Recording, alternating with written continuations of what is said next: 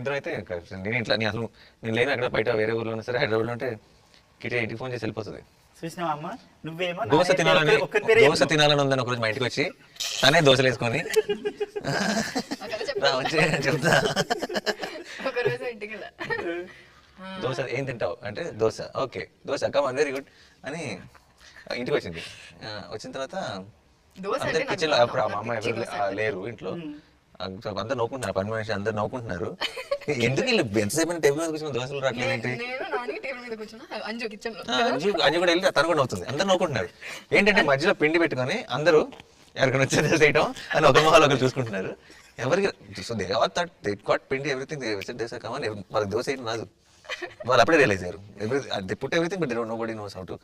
So then they came out and said you want last for dosa come make dosa. So తనే వంటగదిలో తనే చేసుకొని తనే తినింది. ఎవ్రీ టైం అంజు లాస్ట్ ఇంటికి వస్తావా ఏం తింటావు దోశ. మనం చేసిన ప్రయత్నాన్ని ప్రతి భాష వాళ్ళు మాట్లాడుకొని చూసి ఆనందపడాలి.